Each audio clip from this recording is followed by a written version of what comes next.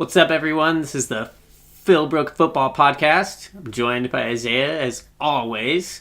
And, how you doing, man? I'm good. Yeah? A little tired? Excelente, as they would say. Excelente, as they? As me. Oh. Okay. I would say.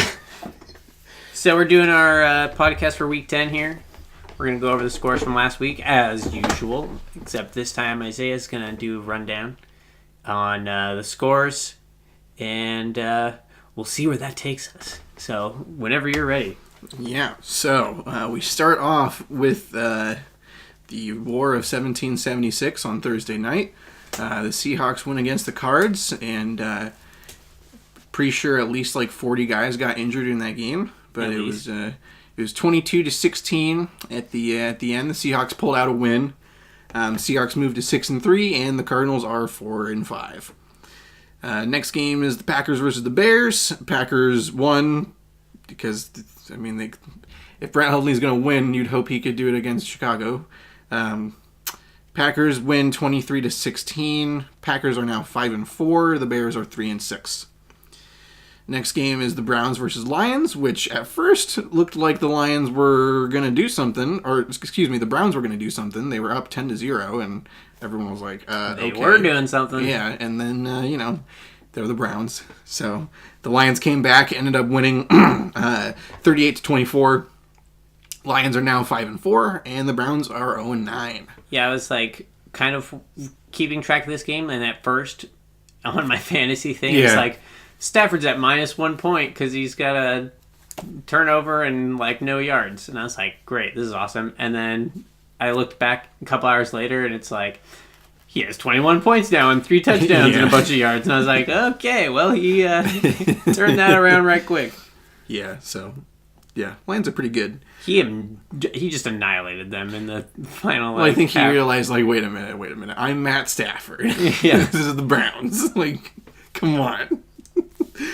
All right, next game up, the Steelers versus the Colts, which again, the Colts came out to a good lead. Jacoby Brissett had a couple of big old touchdowns, but the Steelers did end up rallying, winning 20-17. Steelers are moving up to 7-2. The Colts are 3-7. Next up, the Chargers versus the Jaguars, which was a really close game throughout. The Jaguars ended up winning I think it was an overtime field goal. Because they went to overtime, I'm pretty sure. Either way, the Jaguars won on a field goal to go. It was 20-17. The Jags are now 6-3, and the Chargers are 3-6. Confirmed it was in overtime. Okay, so the next one is the Saints versus the Bills. The Saints won handily, 47-10. Drew Brees basically got another day off because they had 2 running backs that went nuts. Saints now move up to 7-2, and the Bills are 5-4. Next, we have the Jets versus the Bucks. I can't believe I'm going to say this, but this is kind of a game that the Jets had no business losing, based on what we've seen from them this year. The Bucks are they're just bad, and they're just getting worse, and somehow they won this game. So, the Buccaneers won 15-10. The Jets moved down to 4-6, and the Bucks are now 3-6. Pretty sure the Jets are still suffering from the Ryan Fitzpatrick curse that he left on them. I'm going to just apologize in case, or I guess to the non-existent Bucs fans that are listening to this podcast. Because I said that, I remember now and it made me cringe afterwards, but I said the Bucs weren't going to lose, or they were going to lose every game for the rest of the year, and I was like, I have no faith they'll win a single game, and like, completely. But the Jets. The Jets find a way. They're jetting. Yep. Listen, McCown can't be the MVP every game, okay? He's the truth, not the MVP. Yeah, like Paul Pierce, dude, he was the truth, but he wasn't the MVP all the time, okay? Like, you just... Okay? They both wore white and green. Oh. Yeah, Okay. Next up is the Vikings versus the Redskins. The Vikings and Redskins actually had a pretty close game. Oh, it was such a great game. Yeah, it was lots of cool plays in this one. Big time throws. I mean, it was a really cool game. The Vikings did end up winning 7-2, or excuse me, 38-30, and they are now 7-2. And the Redskins slumped down to 4-5. After that, we have the Bengals and Titans. As we predicted, the Titans did come away with that win, 24-20. The Titans move up to a pretty solid 6-3, and the Bengals are now 3-6. After that, we have a couple of blowouts here. The Texans versus the Rams. This was supposed to be a really cool matchup when Deshaun Watson was playing. But with Tom Savage at quarterback, I think everyone could see this one coming. So the Rams ended up winning 33-7. Jared Goff just kind of picked them apart and didn't look back. So it's pretty bad. If we've learned anything, it's that Tom Savage is anything but savage. He is he's a real piece of lard.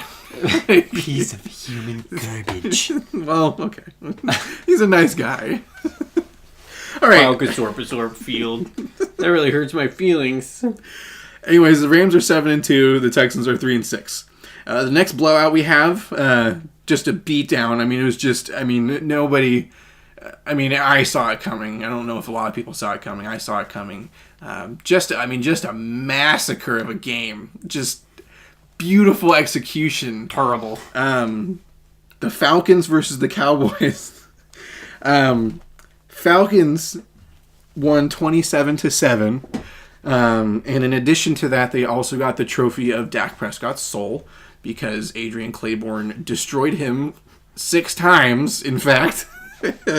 And boy, that was fun to watch.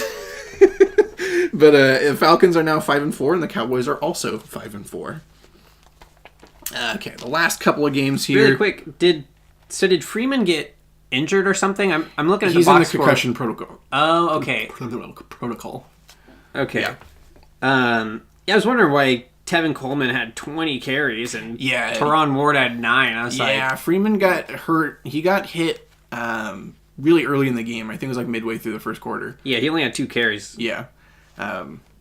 He's in concussion protocol, and I'm not sure what's going on with that. But, for fantasy owners, that makes things way easier, because now you don't have to be like, okay, is Tevin Coleman going to, steal touches this week, or is Freeman actually going to have more than 8 points? I don't know. Now, yes, Coleman is definitely stealing carries. Yeah.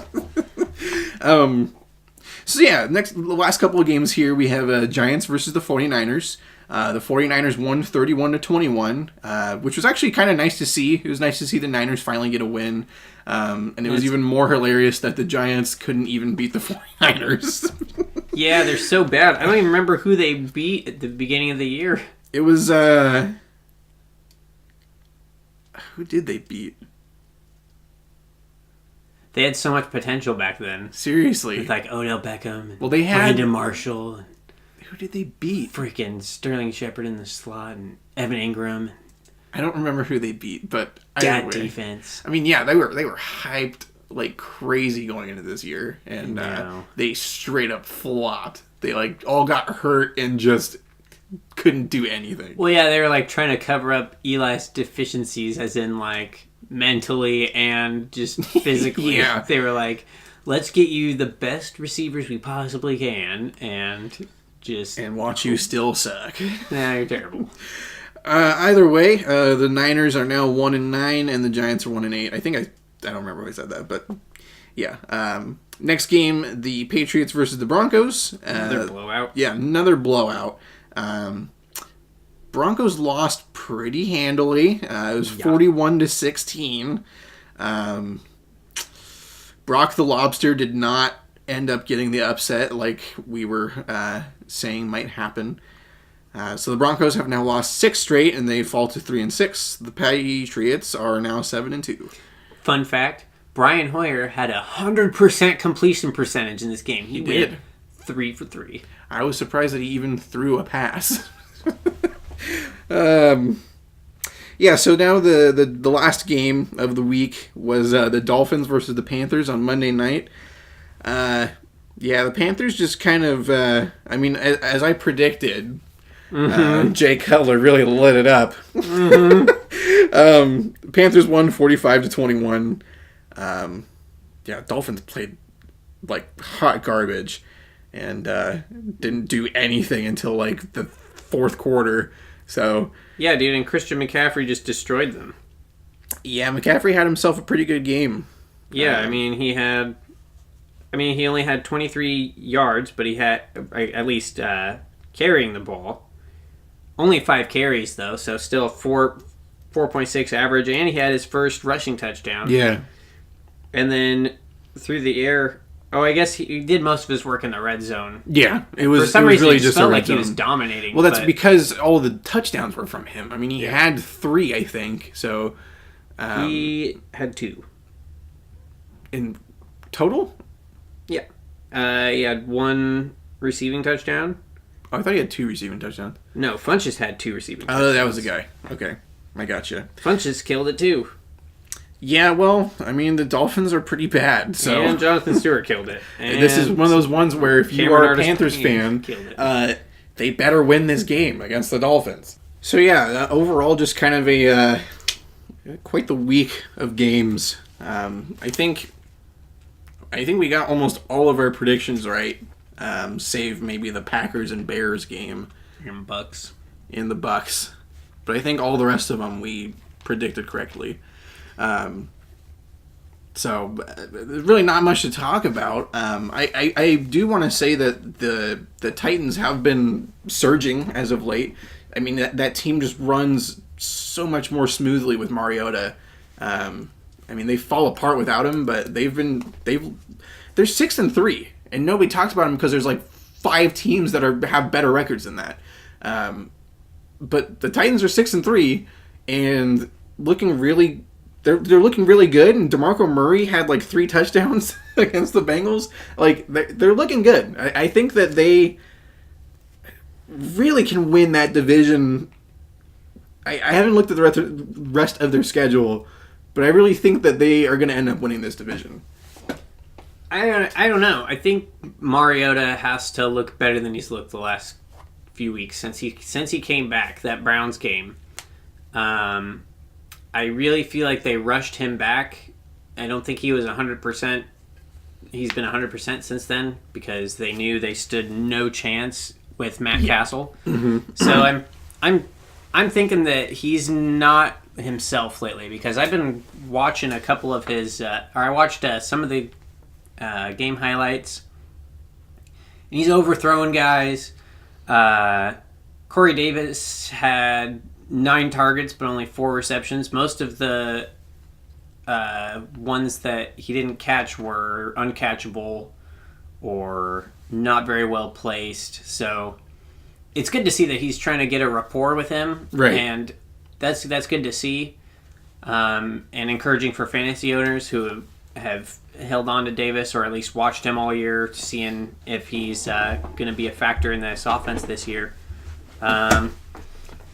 But they definitely can win the division, but Mariota needs to turn it around and start playing like the quarterback that he is. He's capable of playing lights out, but he just hasn't been looking very good the last couple weeks.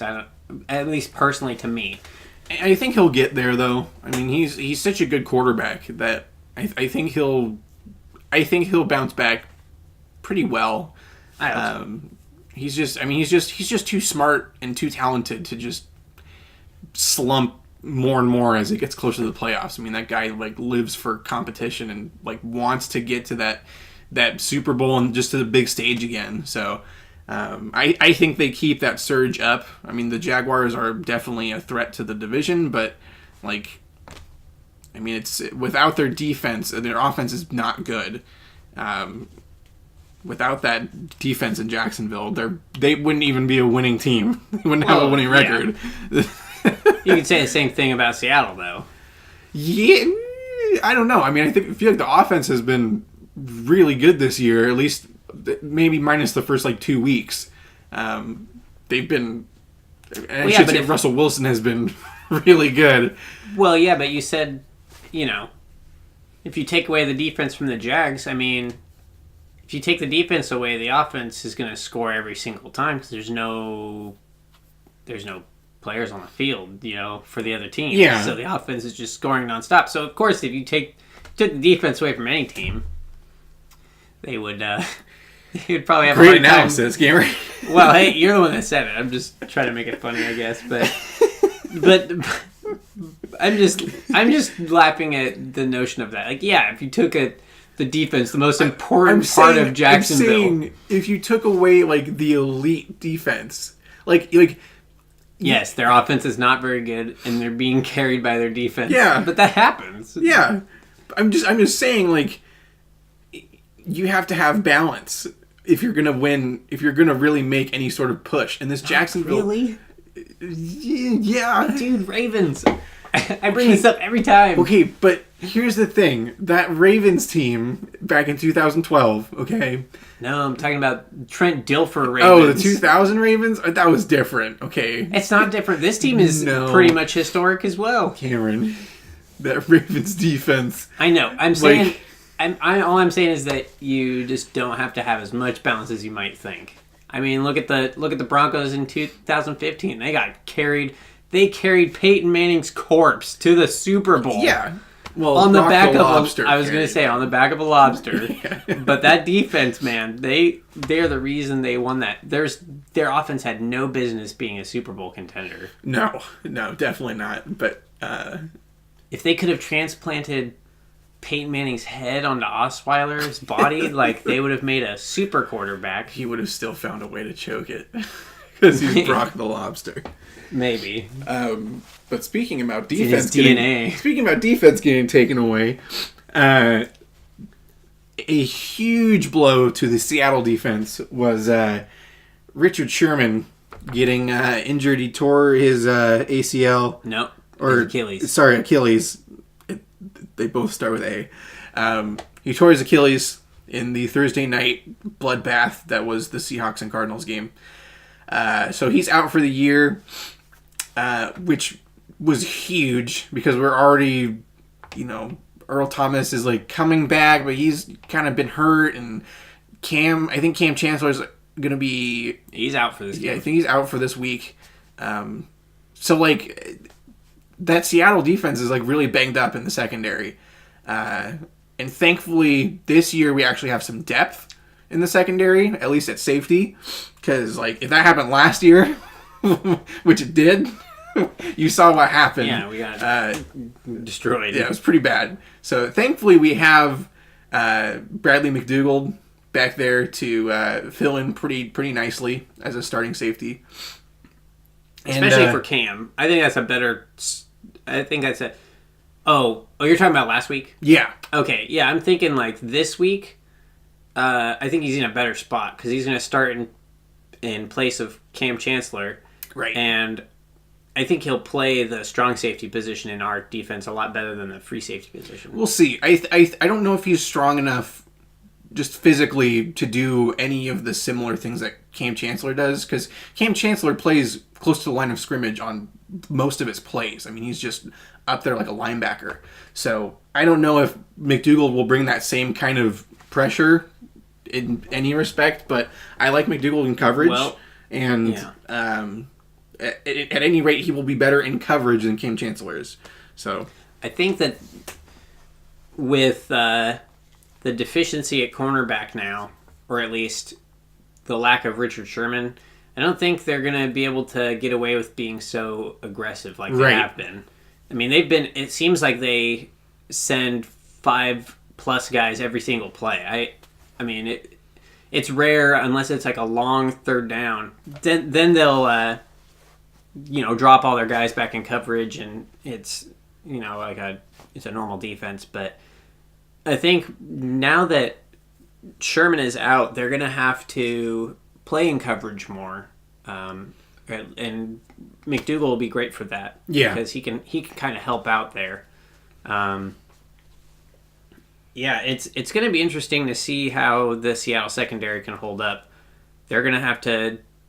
I mean, now they're going to put Shaquille Griffin as, our starter. Yeah, I'm really worried about that. I'm worried about it. But at the same time, I mean, he's played decently. His first few games were pretty rough for him. But I think that signing Maxwell was good for us because somebody who's familiar with the system, Earl Thomas doesn't have to worry about him too much. Right. He can still focus on helping the Rook. And, back in 2011 when Sherman was thrust into the starting spot, that's when we saw him start to really flourish and start to become the star that he is.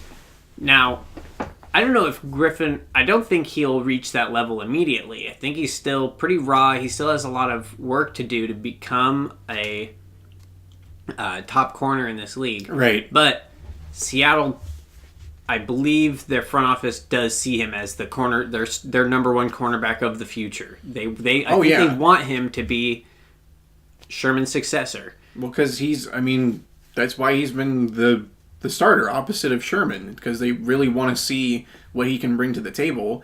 And Seattle has a high bar, a high standard set for the secondary.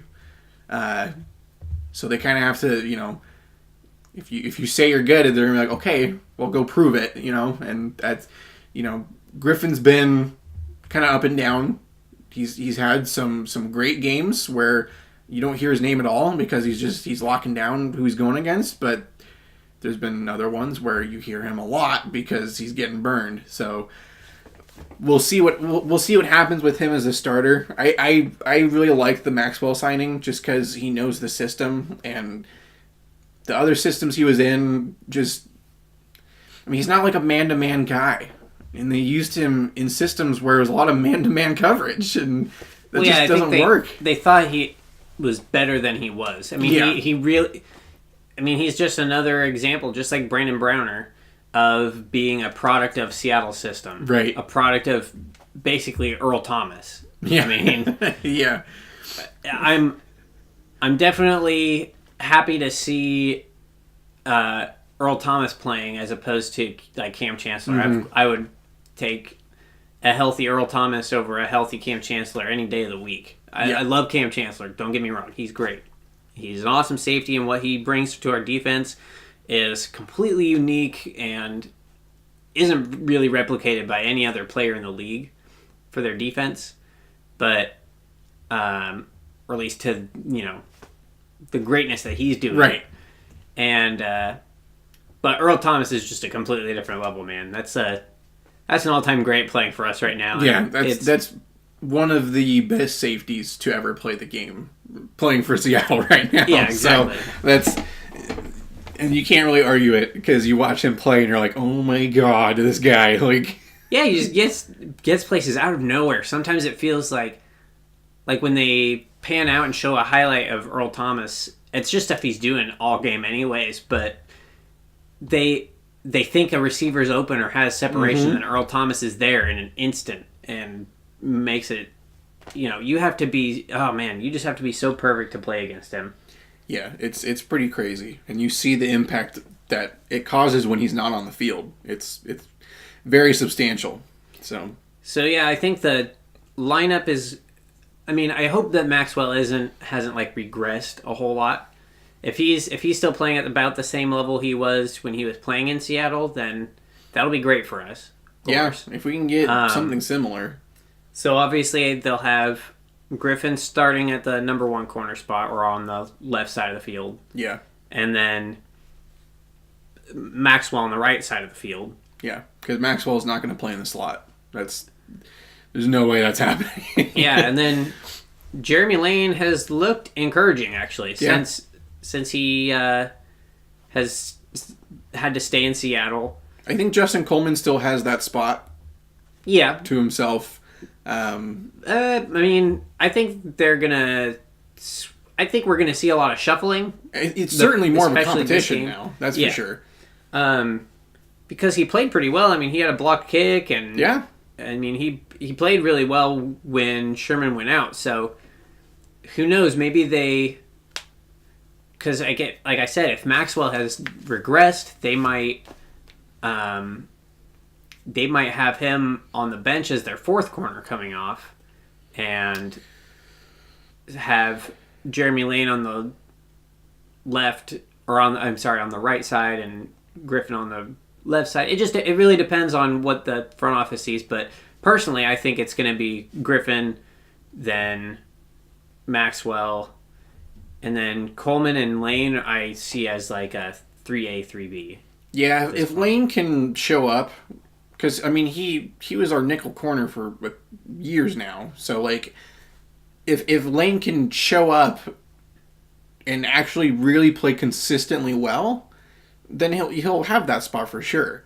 But Coleman kind of snatched it from him because he was playing better. Yeah, because Coleman was playing better. So it's pretty much all on Jeremy Lane at this point to just show up and play well.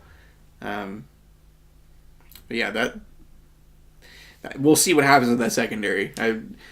Yeah, for sure. It's definitely something to keep an eye on because, I mean, now we're really going to have to see if Russell Wilson can put this team on his back. And I really hope that Pete Carroll and Tom Cable just let Darrell Bevell make the play calls. Because right now they're doing it in like this weird, like, all three of them make their game plan and then call these plays and stuff, and they all kind of coordinate together.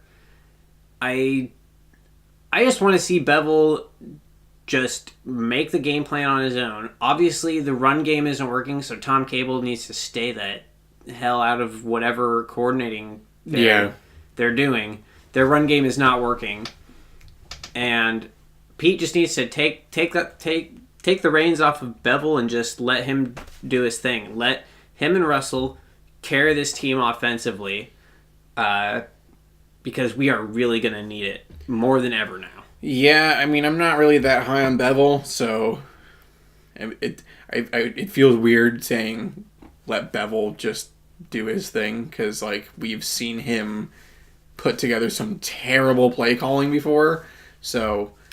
Well, look at the tail end of 2015 when Russell Wilson threw, like, whatever it was. 22 touchdowns. 22 touchdowns in the last, however many games it was. It was like 7 games, I think. Like, that was brilliance. That was great. That's what I'm saying. We need that to happen for Seattle to stay, especially like you predicted last week that they would get the number 2 seed in the NFC. I mean, does the loss of Sherman and Cam change that for you? Do you think that... Because I personally think the Rams have a much better chance at this point winning. Without Richard Sherman, and we'll see what happens with Cam, but without Richard Sherman, I don't think Seattle gets a 2 seed. I think they're probably going to be the 5 in the NFC. Because, I mean, yeah, the Rams are just...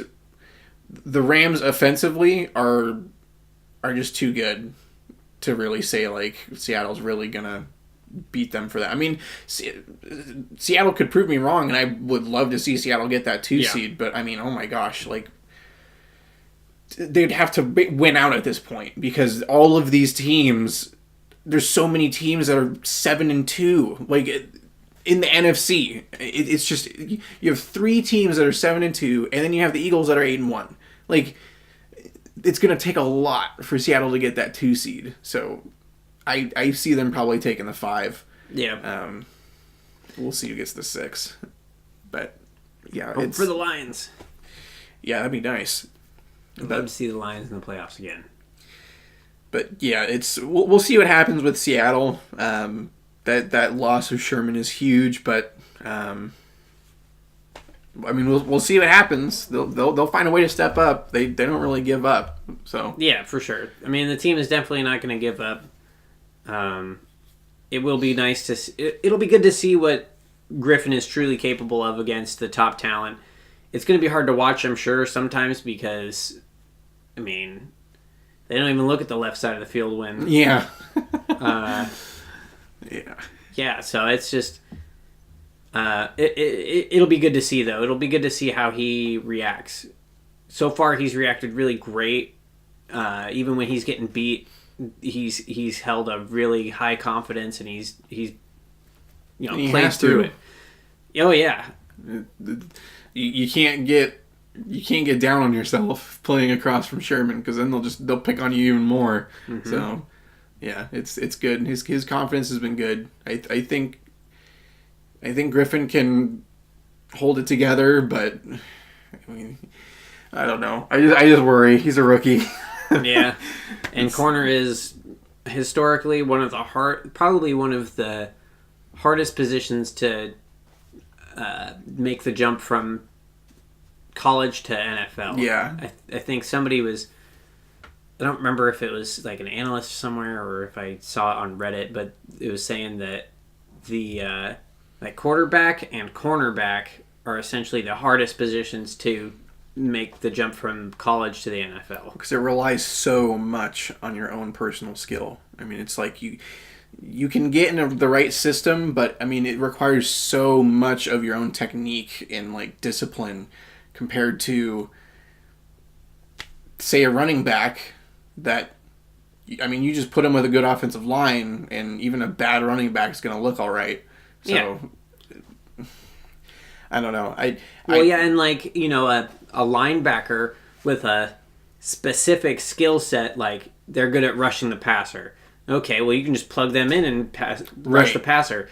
A cornerback is pretty much just a cornerback. You're either good or you're not. Mm-hmm. There's not really like specific there's not, you don't put one corner in there for some random reason just because they're good at covering a cover 2 zone from the 20-yard line or something crap like that.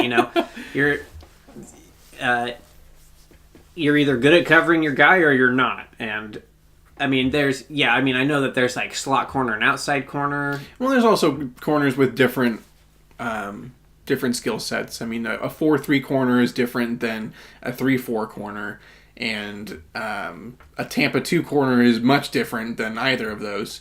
So, like a 3-4 corner is going to be much more like man coverage, like Chris Harris Jr. kind of guy, whereas 4-3 is more run support, like Richard Sherman, and like Aqib Talib.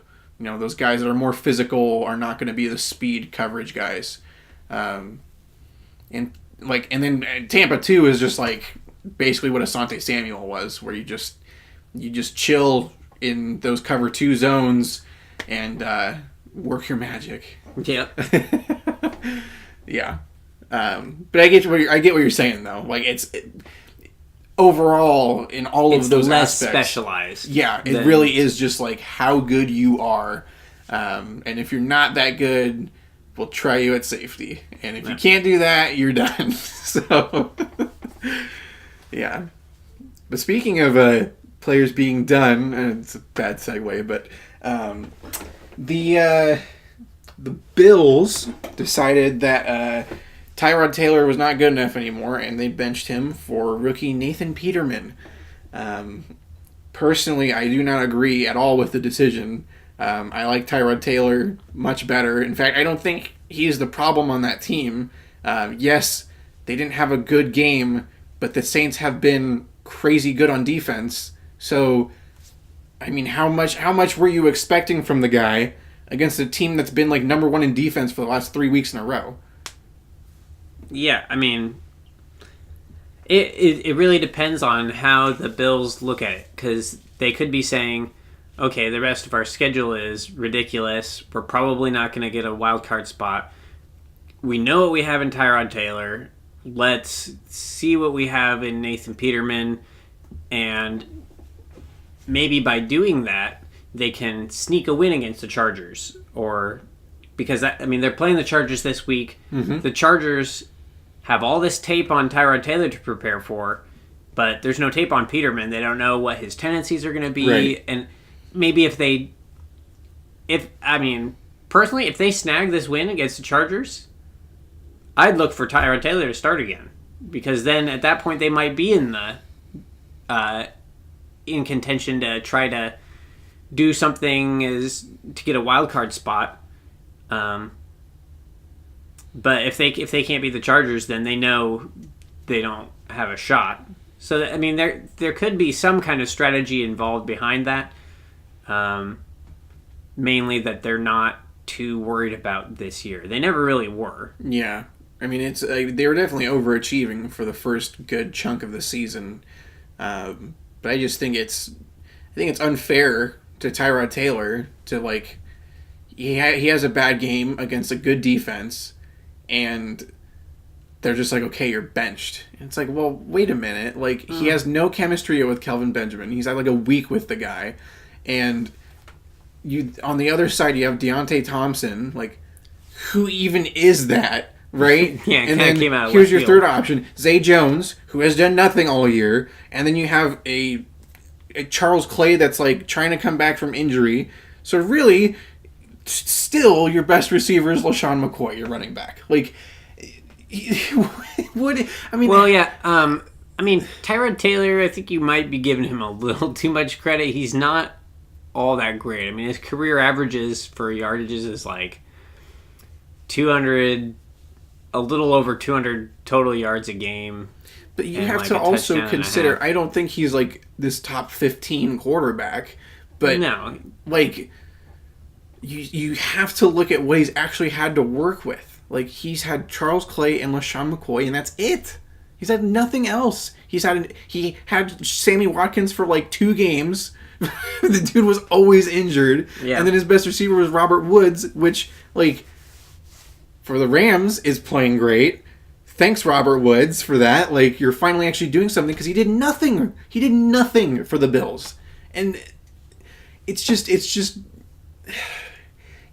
I feel like you have to give Tyrod some credit. Like, you got this team 5 wins with nothing at receiver. You had a tight end and a running back, and a defense that was playing okay, but Tyrod Taylor didn't give up 47 points to the Saints. Like, how many turnovers did Tyrod Taylor have in that game? None. Yeah. It's not his fault that He protects the ball. That's his greatest strength. so, pretty like, much. it's not his fault that the defense gave up 47 points, allowed the Saints to control the clock heavily the entire game. With just at one point, the Saints did, I think it was like 11 straight rushing plays. It's just ridiculous. Yeah, they had they had like 10 straight rushing plays for 159 yards or It's something just like that. stupid. Like, that's why I think this is unfair to Tyrod Taylor. Like, Yeah, if it was I hear what you're saying. If it was like if they lost to the Browns like that, yeah, you're benching Tyrod Taylor. Like, that's gonna happen. But, like, the Saints are 7-2. Like, what were you expecting out of the guy? Like, Yeah, I hear what you're saying. I definitely think that he was the reason their offense was playing well, or at least their rushing attack, because the defense has to worry about him running the football. Who knows what Peterman is going to bring? I mean, all we have is some college tape and a drive. and a drive. And prevent defense. So, like, Yeah, so it's like we don't have a whole lot of film to see how he's going to perform, what kind of coverages he likes to throw against,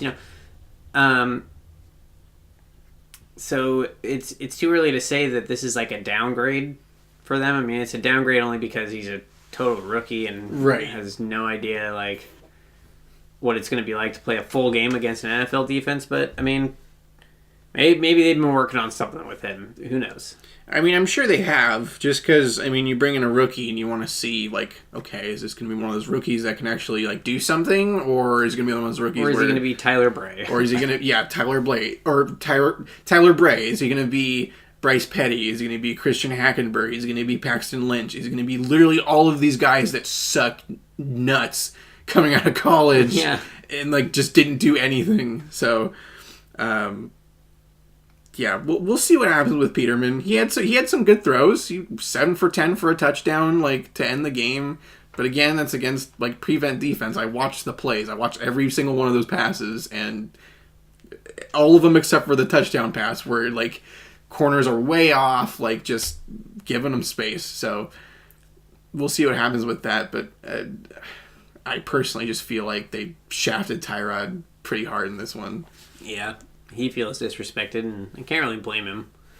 I bet the Ravens are wishing they had him now instead of Joe no kidding. Flacco. Oh man. Yeah, if I was them, I'd be like, give us Tyrod Taylor back. Like Joe Flacco's especially for what they're and paying hurt. Flacco. Yeah, paying him like a ridiculous amount of money to suck. Yeah, I mean they're paying him. He's got one of the highest salaries. I mean, at this point, not quite as high as some of the contracts out there, but still, like for a guy that's pretty bad at this point, getting paid way too much. Yeah, he's just riding the coattails of that playoff run, man. He's like, look, I carried this team. I went elite dragon. Yeah, sure, Flacco. Like. Well, he did. He did. To that Super Bowl, I mean, half of that carrying was Anquan Bolden just making ridiculous catches. Like, dude was nuts. But, like, yeah, he's... I think the Ravens have probably been looking at quarterbacks the entire year. Sure. I think after, like, week 2, they're like, we need to find our next one. Because Ryan Mallett's not going to be the answer either. So Ryan Mallett should never be the answer. Yeah, he's bad. Unless you're trying to tank. Yeah, dude. He'd be a great tank candidate, I think. Yeah, he would be the M1 Abrams. Oh yeah. All right. Well, I want to get into our predictions for this week's games because there's a lot of good ones actually.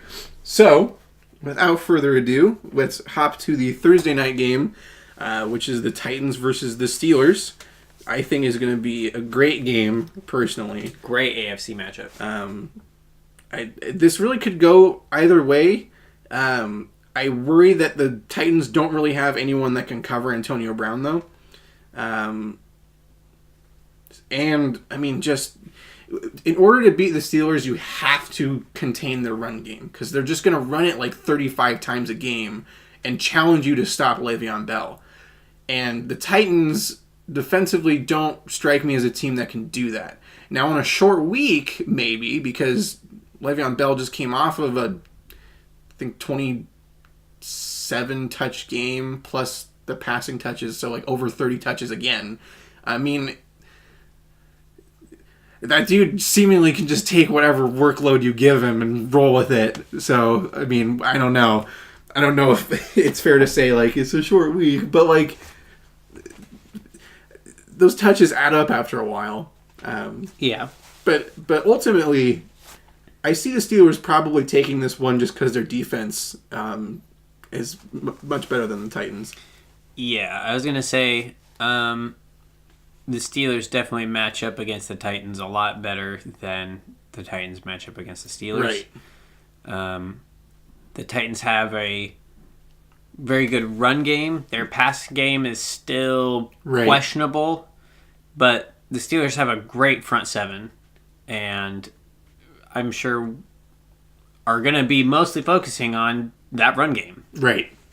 I mean, that's not to... The Titans have great weapons. Eric Decker is or at least before this season, he was as consistent as it gets. And he's starting to heat up for them, too. Mm-hmm. He's been starting to make more and more plays in the last couple of games. So, and Corey Davis, adding him was great for them. He's got a lot of talent, a lot of potential to do some great things with Mariota. I mean, we could be looking at the next great quarterback to receiver connection. It's possible. I mean, Corey Davis has shown so far in his touches this year that he can make some big plays. Mm-hmm. I mean, he's done as much as he can with those touches. Yeah, he's a great talent. Like I said, Mariota just doesn't have the rapport with him, and he's looked bad the last couple of weeks. If he can fix that and just get back to being himself, then he'll have no problem with Corey Davis. Right. But yeah, right now, I just don't think they're where they need to be to compete with the Steelers. The Steelers are they're good every year, man. Yeah, I mean, if you get really bad Big Ben this week, then the Titans might be able to steal one. Yep. But, I don't know. This doesn't feel like the game where Big Ben has a really bad game. So, I'll take the Steelers here. Yeah. I'll take the Steelers, but I want the Titans to win. Right, I think we both want the Titans to win. But it's, logically speaking, it'd be wrong kind of not to pick the Steelers in this one. Yeah. Next game up is the Lions and Bears. After seeing the Bears not able to beat the Packers, albeit the Packers were at home, and the Bears don't really beat the Packers at home ever. Yeah, that doesn't really happen. Yeah, but like, after seeing the fact that they couldn't beat a really bad Packers team at this point, I mean, I can't really pick the Bears. Yeah, no. Especially with Matt Stafford.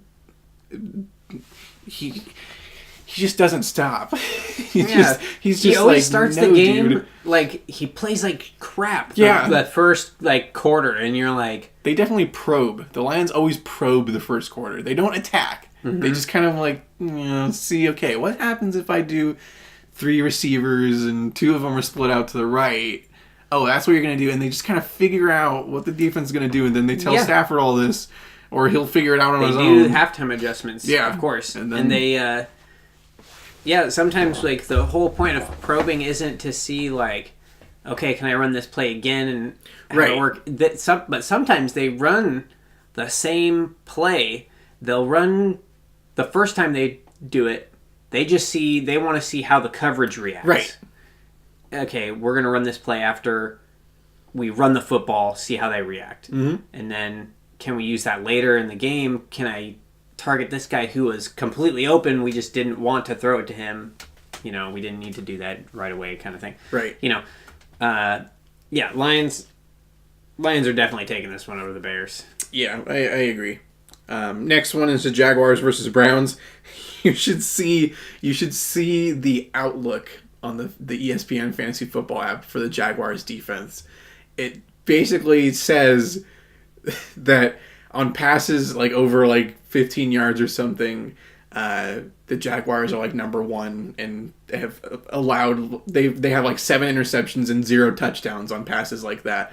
They're like, the Browns are the worst in the league at that, and then it just ends with, this should be fun.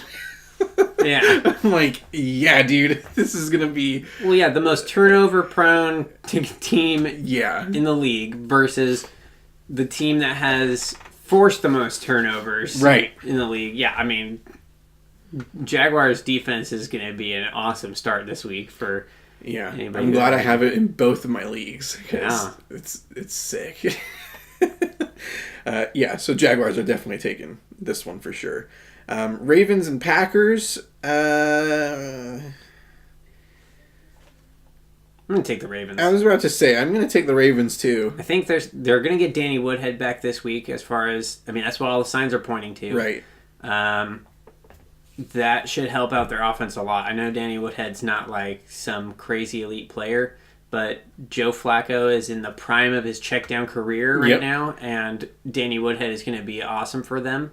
And I think you could see a couple of big plays here from the wide receivers just because the Packers are so bad in the secondary, at least at corner. So it's certainly... I would expect to see a couple of those deep shots from Flacco in this game. I think he's gonna have a couple of open looks, and they should ultimately be able to win this game. Just because the Falcons are right in the mix to get a wild card spot, possibly. I mean, talent-wise, they probably should, or at least like how they've been playing, they shouldn't. But I mean, they're... Well, I'm not on the Falcons yet, so...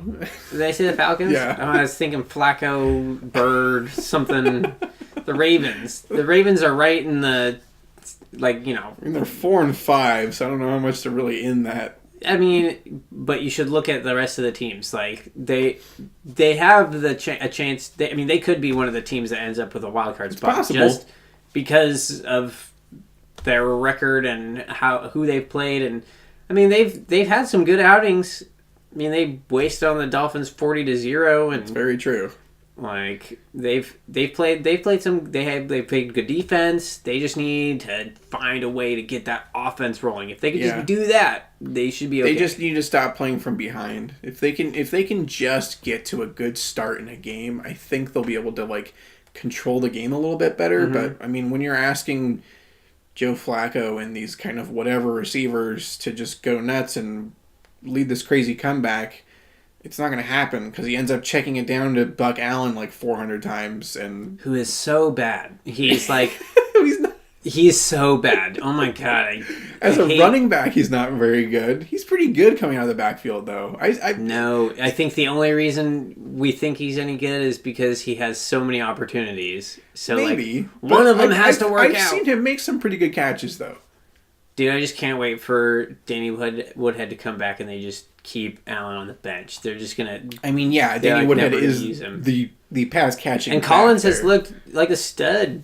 Like, pretty good. When they've gotten good protection for him, he's been a stud for them. He benefits heavily off of the fact that the Ravens do have a pretty good offensive line, and the fact that he'll have big plays, but it's not very consistent. It's like he'll just have this like 30-yard rush and then nothing for a couple of plays. Doesn't really do anything, and then he'll have like a 25-yard rush. Yeah, that's cool though, man. Which is fine. It's studly. But like you need that consistency when your passing game is so bad. Like, but either way, when it comes to this game, I think we both take the Ravens just because the Packers are.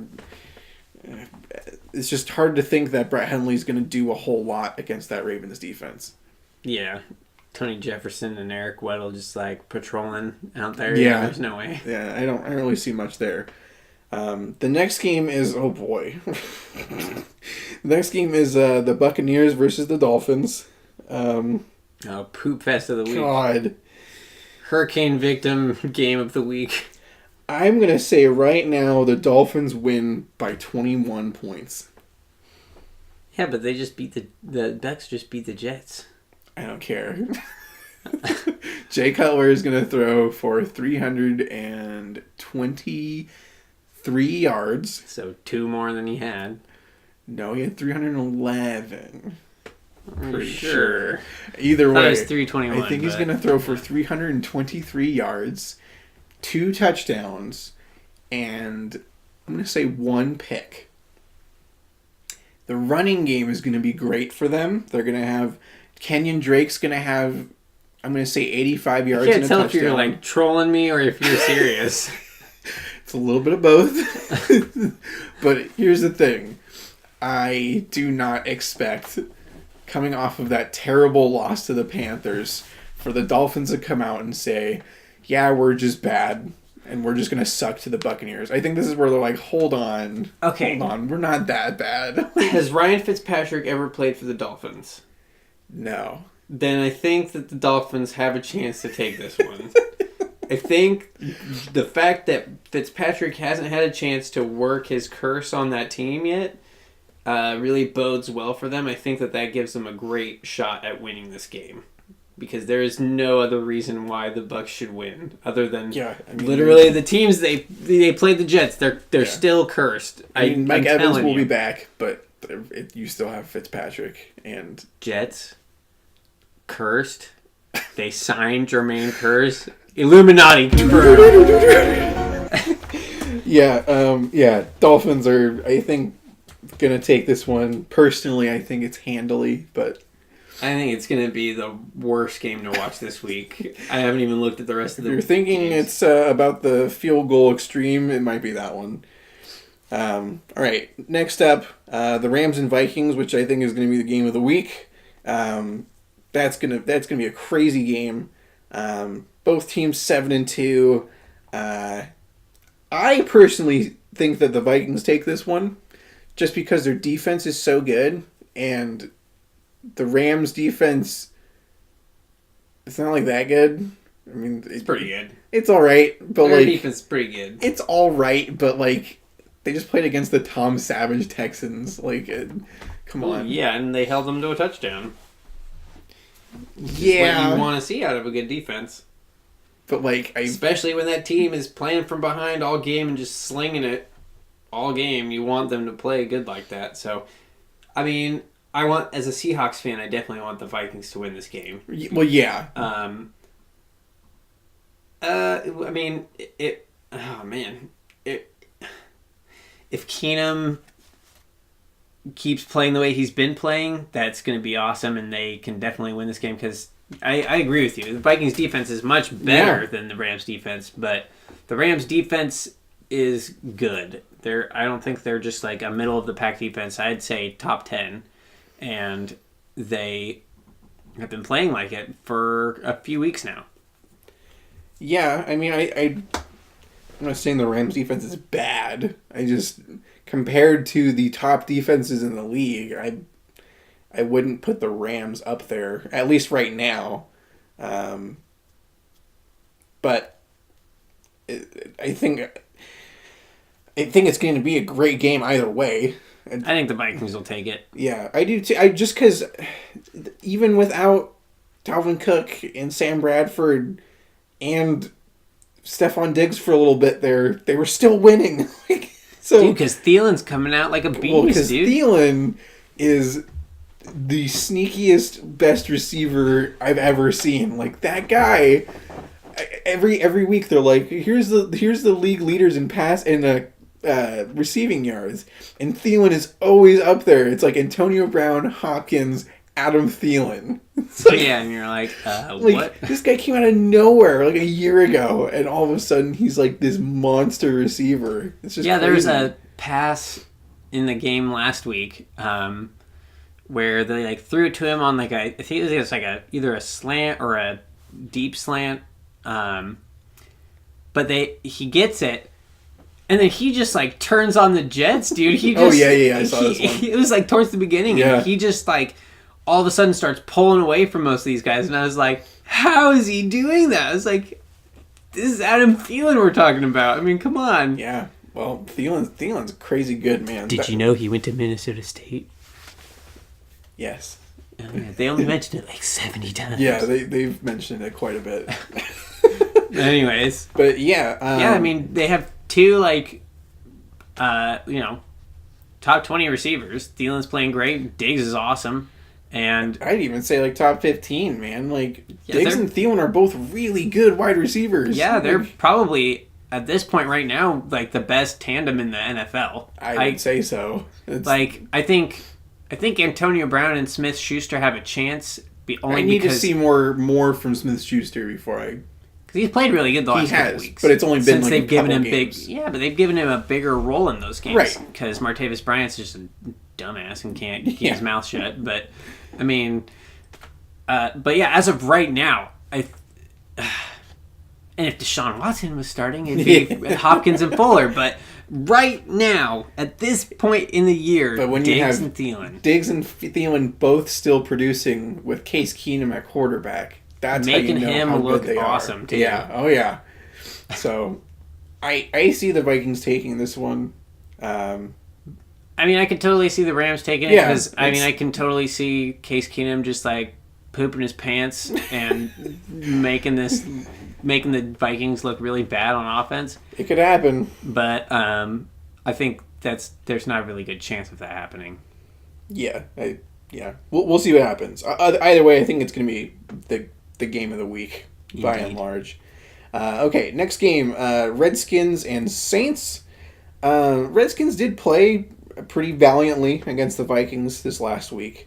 As they do every week. Yeah, but that Saints defense has been really good, and the Redskins have pretty much nothing at wide receiver at this point. We don't even know if Jordan Reed will be back this week. The signs are pointing to he will, but he didn't even really practice today, today's Wednesday. So I don't really...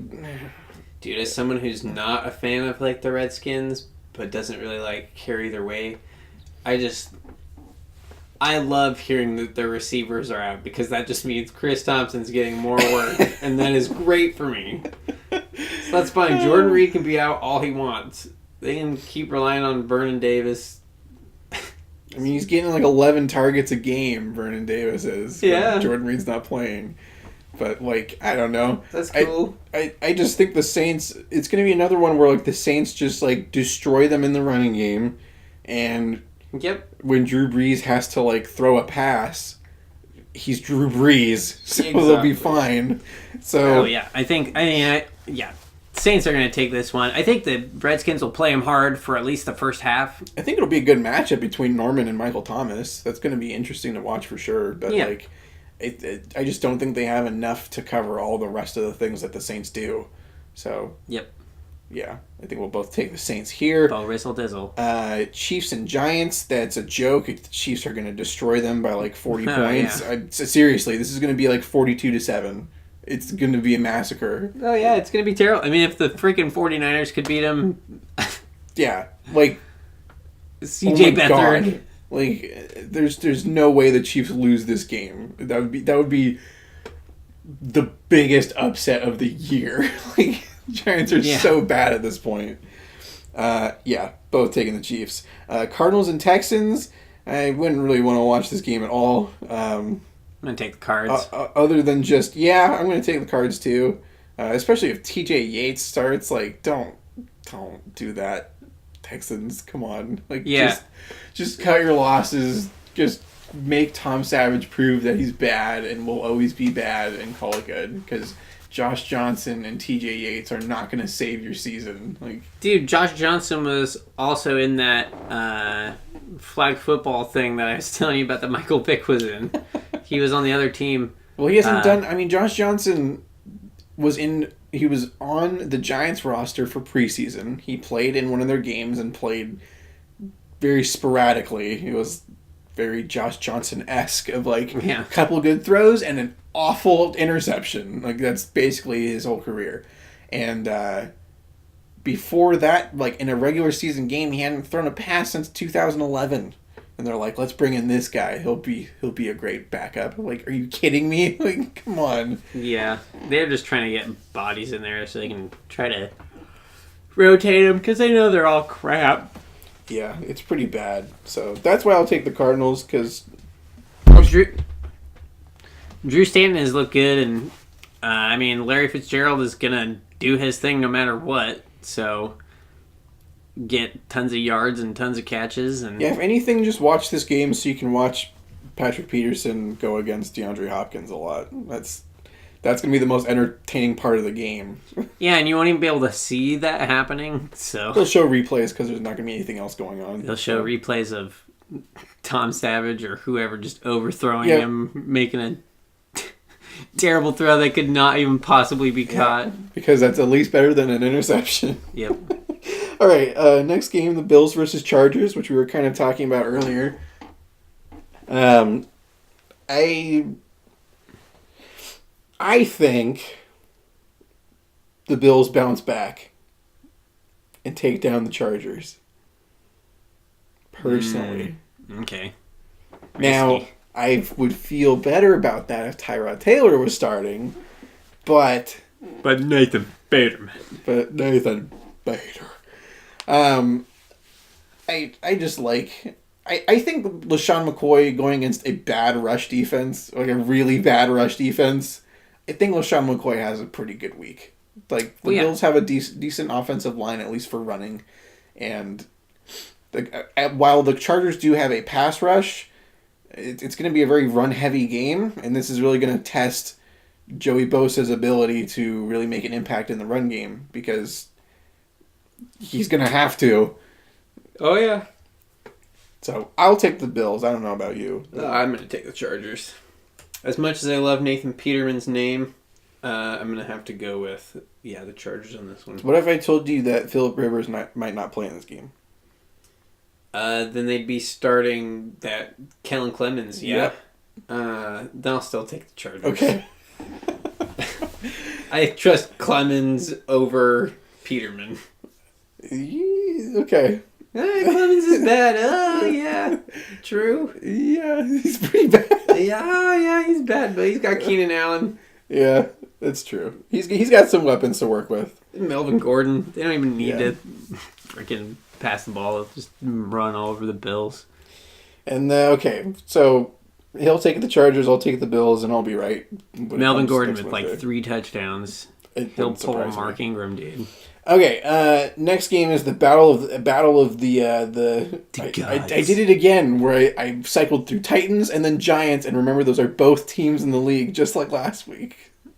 The battle of the beasts, which is what I might have gone with last week. That is exactly what you went with. Battle of the... Well, it's beasts because they both start with B. Okay, Bengals and Broncos, both 3-6, both garbage. That's why I said Battle of the Gods. Oh yeah, the gods. Gods is good. Yeah. The Lobster versus the Weasley. Oh, the Bengals. Yeah. Yeah. Freaking Dalton. Yeah, I think Brock Lobster will throw a solid 174 yards on, I'm going to say 11 completions, 1 touchdown, 2 interceptions. I'm going to say like 29 attempts. Yeah. 11 of 29. Sounds about right. And I think that the Broncos will win. Dude, your takes are too hot right now. You need to cool them down. God, I'm so tired. Okay, but for real, I think the Broncos defense is going to just be sick of it. They're going to be like, come on, it's the Bengals. Come on. Like, if they can't stop Brock Osweiler, if they can't stop the most one-dimensional offense in the league at this, they're like trying to be multi-dimensional. They're like, all right, we're going to, of course, target the crap out of AJ Green, and then we're going to really try to get Joe Mixon going in this game. We're going to give him like... He'll still only get like 12 carries. Yeah, and then they're like, and it's like 40 yards. Yeah. And you're like, does he really have all that much talent? Like I'm sure he does, but the Bengals' Their offensive line is pretty bad. It is terrible. It's just like a bunch of fat dudes just like... Yeah, it's pretty bad. Pushing against these massive... Yeah. Yeah. It's just the Bengals are so like... They have one good receiver, and don't even tell me that Brandon LaFell is a good receiver. He's not. Yeah, don't at this guy. Yeah. Don't at me. Yeah, don't even at me. LaFell is terrible. But please comment. Yeah. Tell me. Yeah, Bengals, I don't know, man. It doesn't take much for the Broncos. When all I have to do is say, okay, double team AJ Green and force him to throw to someone else. Oh, look. There's no one else to throw to because Marvin Lewis has already thrown them all under the bus. Yeah. I was watching this thing that was Marvin Lewis. He was like, yeah, we had a play drawn up for John, talking about John Ross, and he was just basically like, and he wasn't where he was supposed to be, and that really sucks. And basically like threw him under the bus and then I watched like the replay of that play, and Andy Dalton like completely overthrew him anyways, and I was like, well, then what? But John Ross was still like, that was completely my fault, and I stopped, and I shouldn't have, blah blah blah. Dude, I like John Ross; he's a great guy, but yeah, he's cool. I hope that he's able to put it together. Hopefully, I hope he can just get out of there as soon as possible. Like as soon as that rookie deal is done, yeah, just leave. Just get out of there. Just leave. What if we took John Ross and put him over there?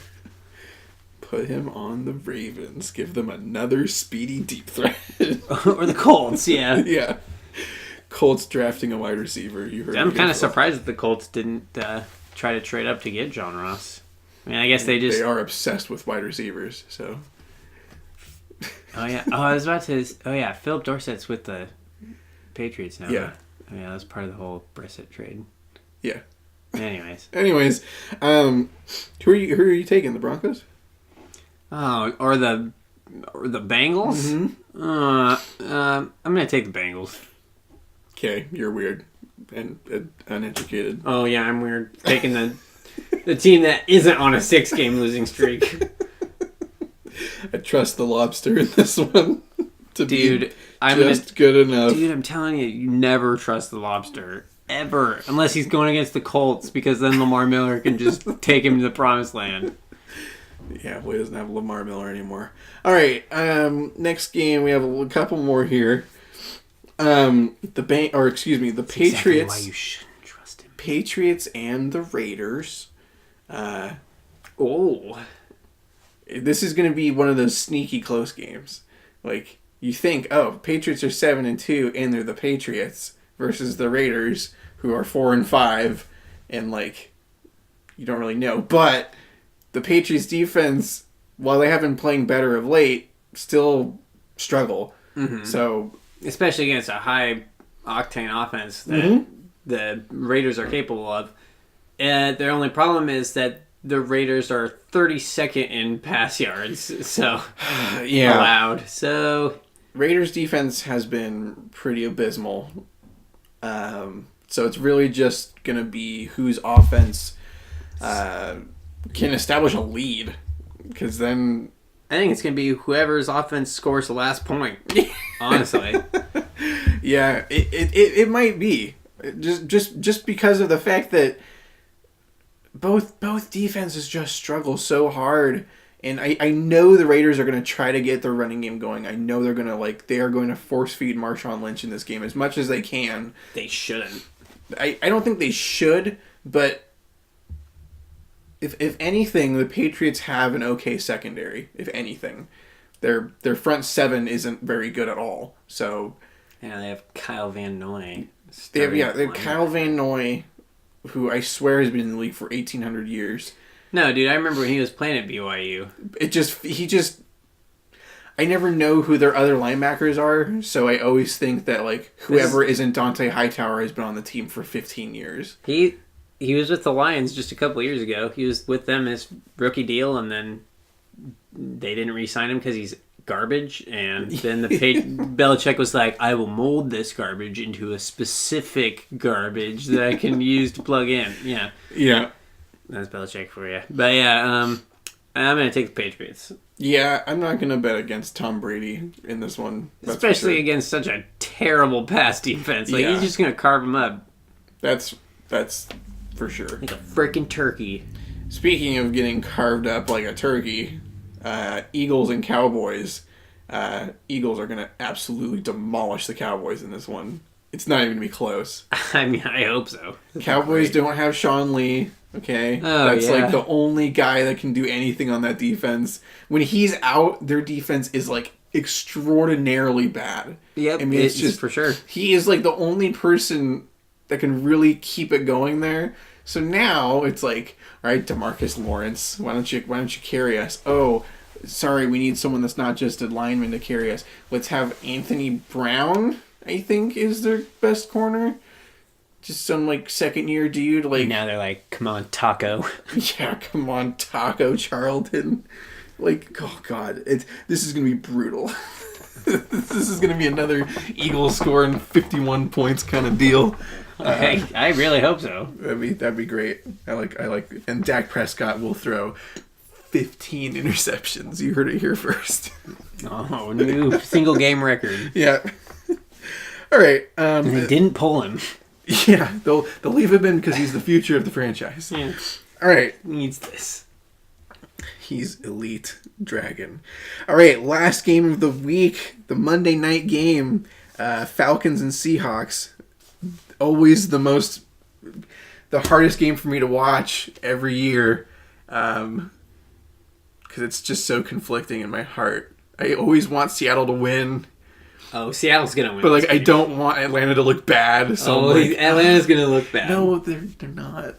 No, they're not, because it's going to be like Julio Jones on Shaquille Griffin. That's exactly why they're not going to look bad, is because Julio Jones has such a favorable... Because, like, without Sherman covering Julio, there's no way Shaquille Griffin in his first number one corner start is gonna be like, I'm gonna shut down Julio Jones. Like, are you kidding me? If Seattle can just play to the boundaries, then they'll be okay. Because, I mean, Julio Jones does almost all of his work on the sidelines. Right. I mean, that's where he gets his separation. You don't really...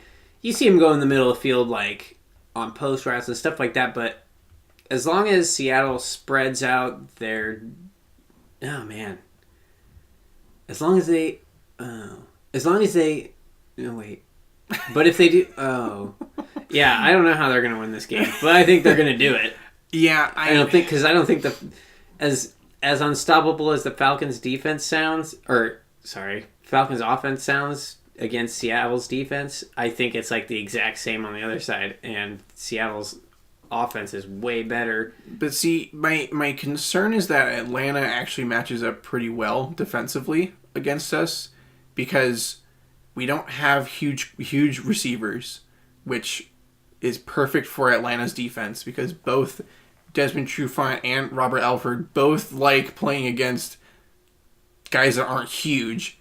And then when you have Jimmy Graham, you have Deion Jones, who's really fast at linebacker that can actually keep up with him.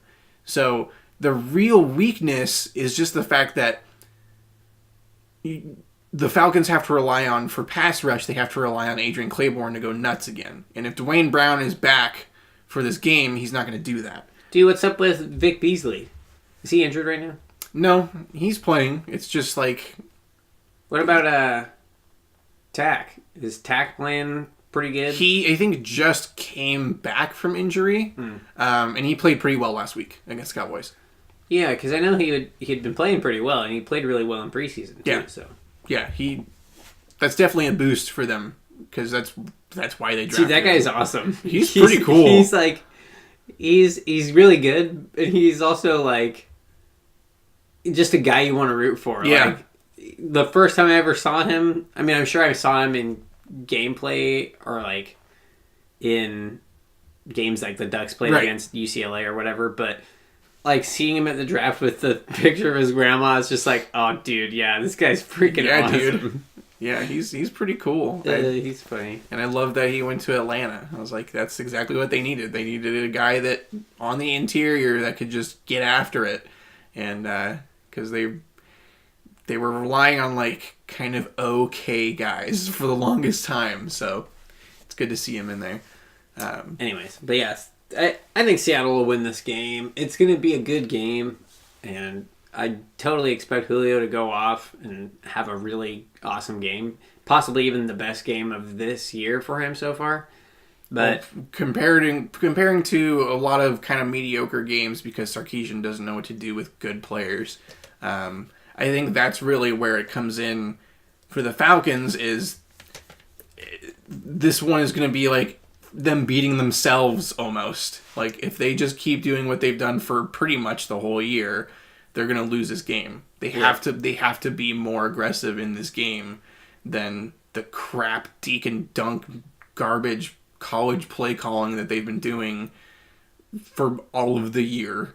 So okay, so who do you pick then?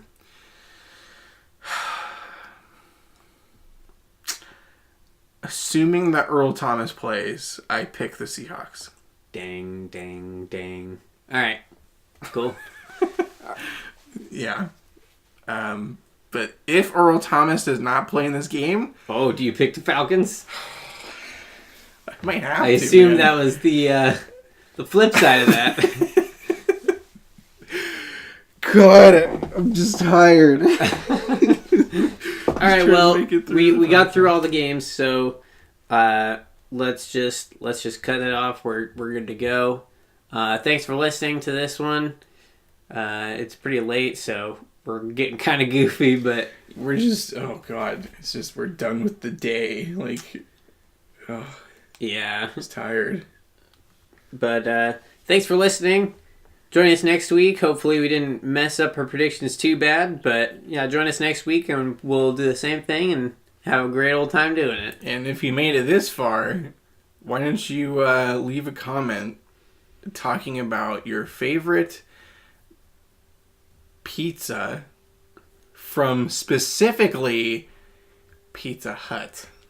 Okay, so I watch these on my Xbox. I won't be able to comment unless I go... I guess I can do it through my phone, but...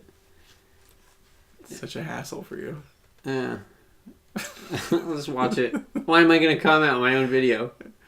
I'll tell you right now. From Pizza Hut... Actually, I really don't care where you would get it from, but the perfect pizza would have like a garlic crust, of course, like Parmesan cheese. With stuffed cheese. Oh, stuffed would be good. But not that fake string cheese crap that they put in there. Like legit cheese. And then I'm gonna probably scare a lot of people here, I'm sure. But I like a white sauce with strips of beef, or like beef strips, Yes. onions, green peppers, and shredded provolone cheese. Ooh, and I guess you could put like mushrooms on there if you like mushrooms. But dude, a Philly cheesesteak pizza is the best pizza there is in the world. It's making me hungry just thinking about it. Philly cheesesteak pizza. It's so good. Me and Clarissa get that whenever we go to Domino's. They have like carry out a medium pizza for $5.99, 2 toppings. We always do Philly steak and green peppers. Yeah, I definitely agree with the crust and the sauce. White sauce is the way to go. Especially if you don't want heartburn. Yeah. Oh God, yeah. I personally like chicken, red onion, sausage, and roasted garlic cloves on the pizza. For extra breath freshiness. Yeah, you need the red onion and the roasted garlic on there. Like, I don't care about my breath. That is the most delicious pizza out there. Sounds good. And if you want, like, if you're one of those people that likes olives, like, this is a pizza that olives work on. But I hate olives on pizza. They always taste like, well, maybe it's just the ones that they have at Domino's, but they always taste like soap. So I don't like it. Yeah, your taste buds are crazy, man. No, actually, that's the reason why I was reading a lot of people don't like cilantro, because some people when they eat cilantro it tastes like soap. Yep. And I was like, God damn, that sucks. That's why Jackson hates cilantro. He hates Mexican chicken lasagna because it's got cilantro in it. Yeah, but I think cilantro is delicious. So. Yeah, I mean, not by itself. I wouldn't just eat like cilantro. I kind of like it by itself, just like little. Like, really? Yeah. Oh, okay. I mean, I'm not gonna eat like a bowl of cereal of cilantro, but like a bowl of cereal of cilantro. Yeah. Just a bowl of cilantro with milk in it. Yeah, with 1%. Thanks for watching the Philbrook Football Podcast. Cut, dude. That's it. We're done.